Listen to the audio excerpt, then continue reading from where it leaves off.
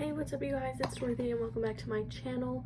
If you are new here, don't forget to give this video a big thumbs up, comment down below what you want to see in the future, click that subscribe button, and don't forget to turn on my post notifications.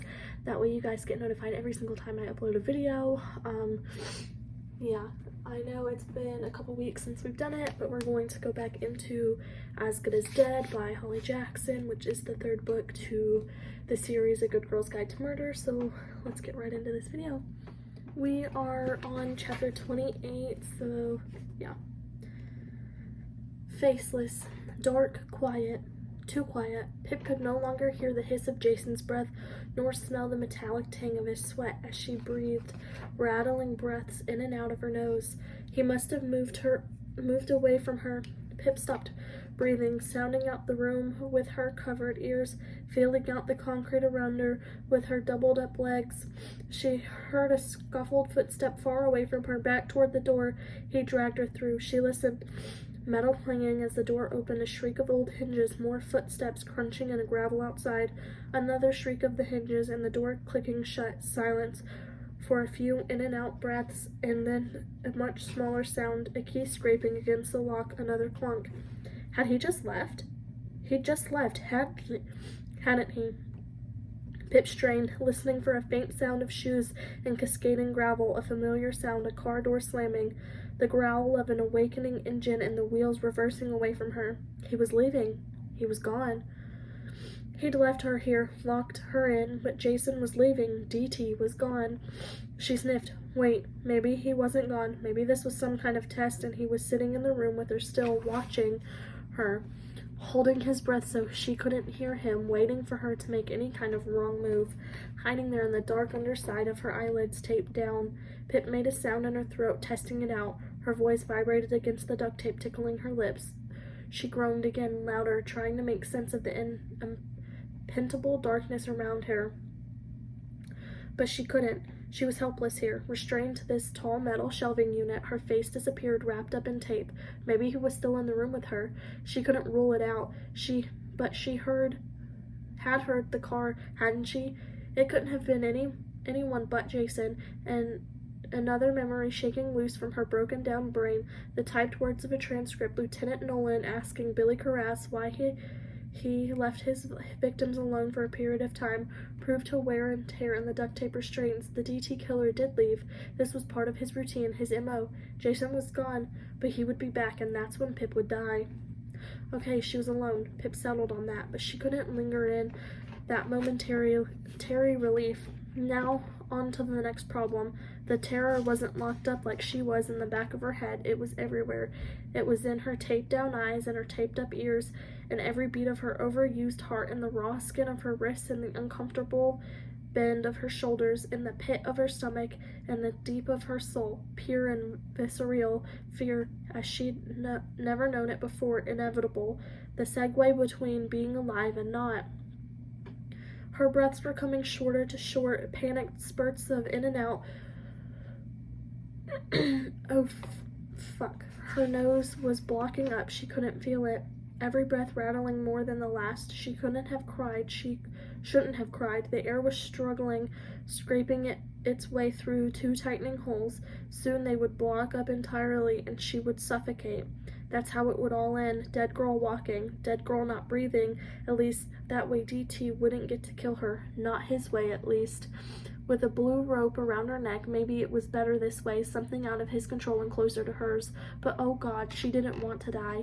Pip forced the air in and out, feeling lightheaded, though she no longer had a head, just two shrinking nostrils.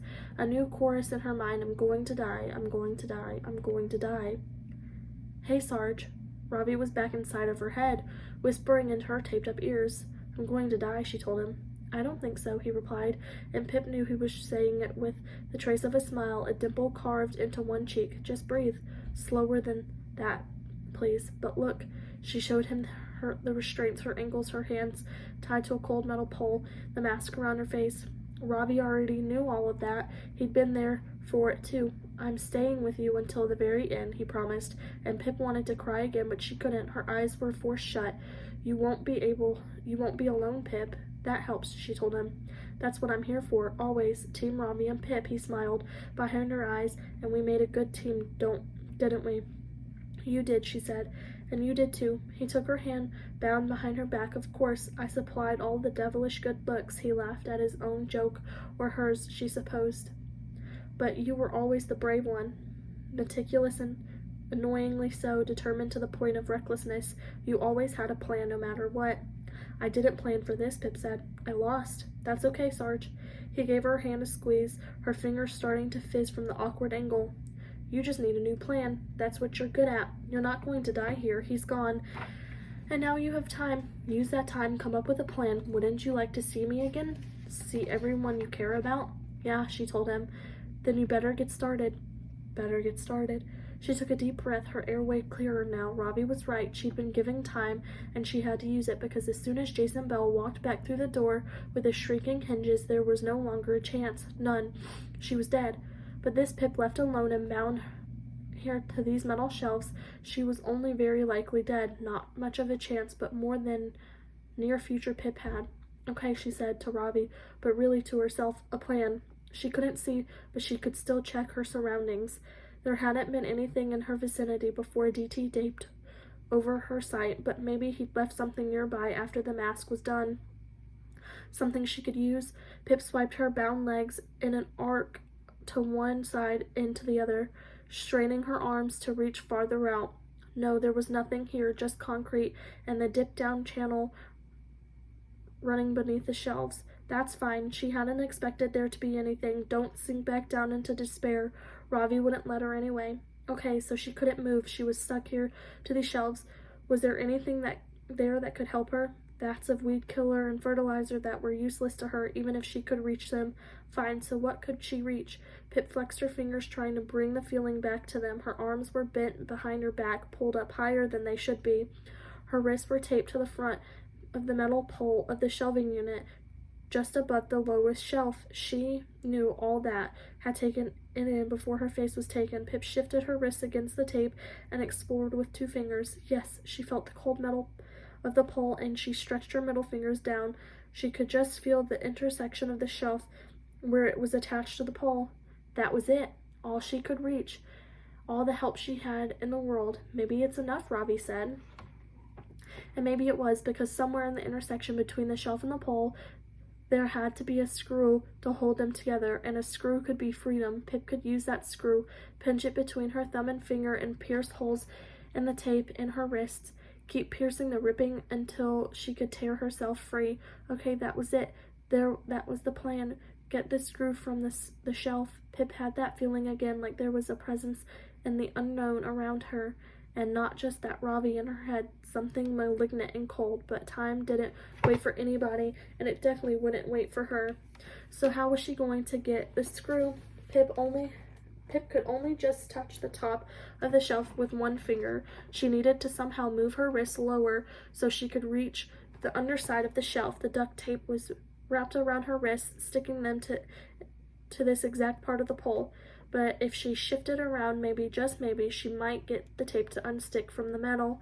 It was just on one side, only an inch or 2 of contact. If she could unstick the tape there, then she could slide her hands up and down the pole. She struggled, and she left herself a little room inside the tape and inside Jason's grip. She could do it. Pip knew she could. She walked her legs in so she could push her weight back up against the tape, shoved her hands farther into the shelf's fingertips, brushing the plastic edge of one of the vats.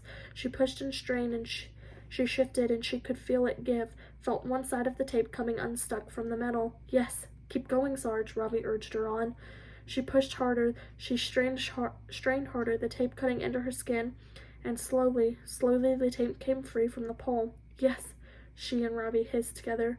They shouldn't have, because she wasn't free. Pip was still stuck to this pole, her wrist bound and tight around it, still very likely dead.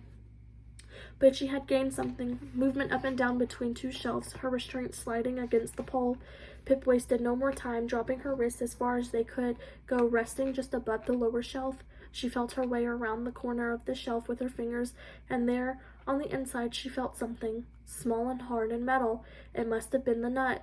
Secured to the end of the screw, Pip pressed her finger hard against it. She could feel the end of the screw emerging from the nut. It wasn't as sharp as she'd like, but it would work. She could still use it to hack away at the duct tape. Next step, remove the nut. It wasn't going to be easy. Pip realized as she shifted her hands again, there was no way she could get either of her thumbs around that side of the pole. They were stuck here on the outside. She would have to use two of her fingers instead. Her right hand, obviously, it was stronger. She pointed her middle finger and her forefinger around the nut, clamped them together, and tried to twist. Fuck, it was screwed on tight, and which was the right way to loosen it? Anyway, was it left, so her right? Don't panic, just try, Robbie told her. Try until it gives. Pip did try, and she tried. It wasn't working. It wouldn't budge. She was dead again.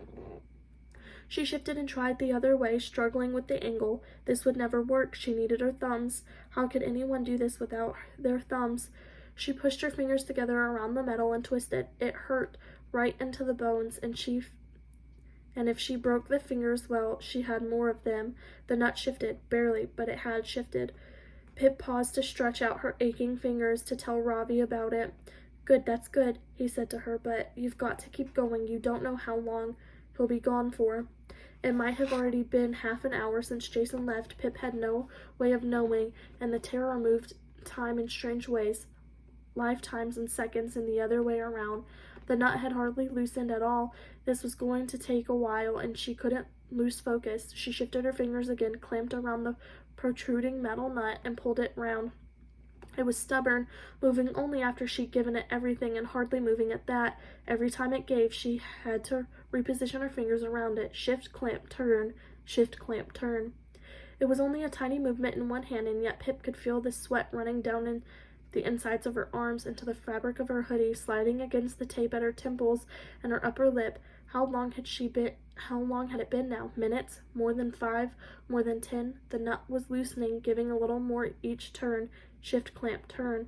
It must have had it made a full turn by now, growing looser against the screw. Against her fingers, she could turn it in quarter circles now, half circles, a full turn, another. The nut came free, and the screw resting on the ends of her fingers. Yes, Robbie hissed in her head as Pip let the nut drop to the floor, a small tinkle of metal in the great dark unknown. Now to remove the screw and hack at the tape at her wrist. She was only likely dead now, not very, but she might live. She might just hope, discoloring some of the terror's dark edges. Careful, Robbie said to her as she felt for the end of the screw. Pip pushed it down, driving it back through the hole. She had to push hard, the weight of the shelf and those vats leaning down on the screw. She pushed again, and the end disappeared inside the hole. Okay, breathe. She shifted her hands once more, reaching for the front side of the metal pole. This was better. She could use her thumb now. Pip felt the protruding screw, found it with her finger, and hooked on, holding it between her fingers and thumb. Don't let go. She tightened her grip and pulled the screw out, and grinding sound of metal on metal. The shelf tilted forward, losing its front support. Something hard and heavy slid down it, knocking into her shoulder. Pip flinched. Her grip loosened for just a second. The screw fell from her hand. A small clatter of metal on concrete, bouncing once, twice, rolling away into the dark unknown. That is the end of chapter 28. I will see you guys in the next video for chapter 29. Bye.